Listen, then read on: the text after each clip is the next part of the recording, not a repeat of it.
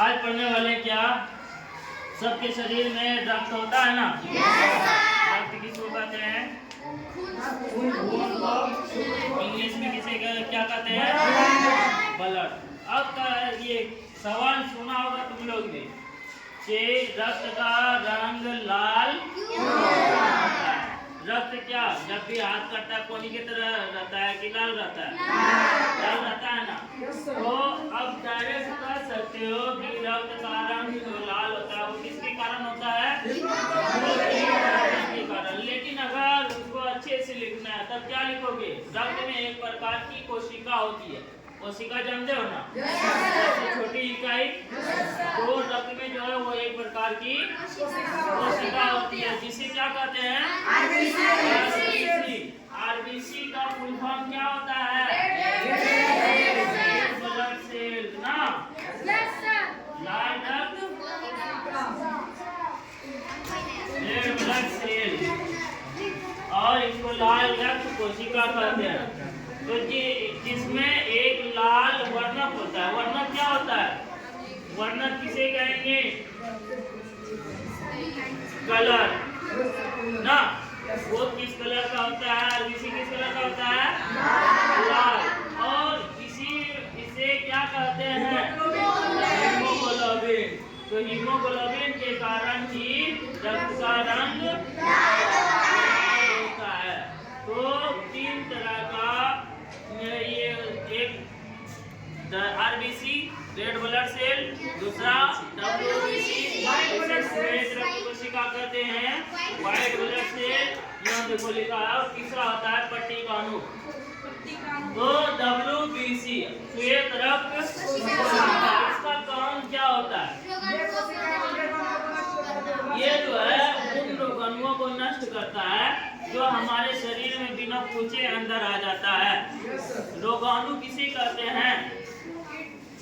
रोगाणु जो हमारे शरीर के अंदर रोग को पैदा कर दे, यानी जो हमें बीमार कर दे। समझ में आया?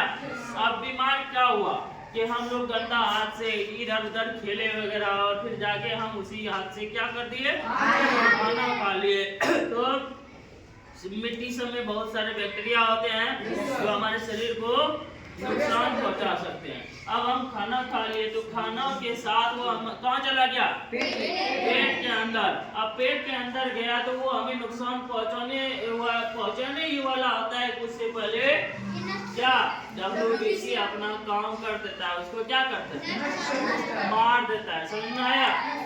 तो इसीलिए कभी गंदे हाथ से खाना खाना चाहिए।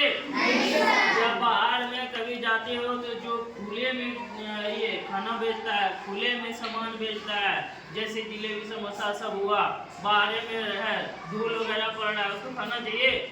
उसी की वजह से कभी कभी तुम लोग का पेट भी दर्द हुआ होगा खाने खाने के बाद, होता है। तो इसीलिए कहा जाता है बाहर का खाना जल्दी नहीं खाना चाहिए। कभी कभी खा लिया तो कोई दिक्कत नहीं है, लेकिन मन लगा देता है। देखो अब समझ में आया डब्ल्यूबीसी का क्या काम है, आरबीसी का क्या काम है। और तीसरा है प्लेटलेट्स, जिसको पट्टिकाणु कहते हैं। हिंदी में क्या कहते हैं? पट्टिकाणु। ये क्या करता है? खून को जो है ये क्या करता है? थक्का बना देता है। थक्का बनाना क्या होता है? वो थक्का नहीं है, इसको थक्का नहीं कहते हैं। जमाना क्या होता है?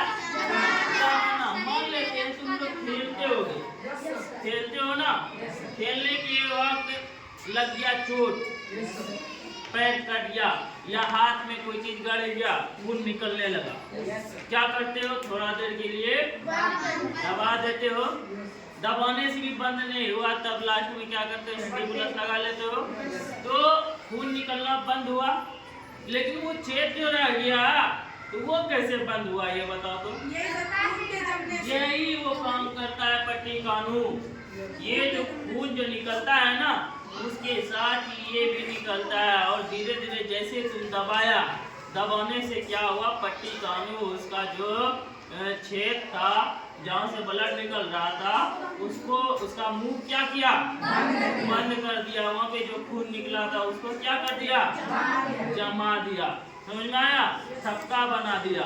और देखोगे थोड़ा देर के बाद उसको ऐसे करोगे तो वो इस तरह हल्का टाइट जैसा महसूस होता है, वो खून क्या होता है, टाइट होता है। नहीं तो फिर उसको जैसे ही हटाते हो तो फिर से ब्लड निकलना शुरू हो जाता है, पता है ना। वही पट्टी कानून क्या काम करता है, रक्त को थक्का बनाना, धक्का नहीं, थक्का, हाँ, जमाने का काम कौन करता है,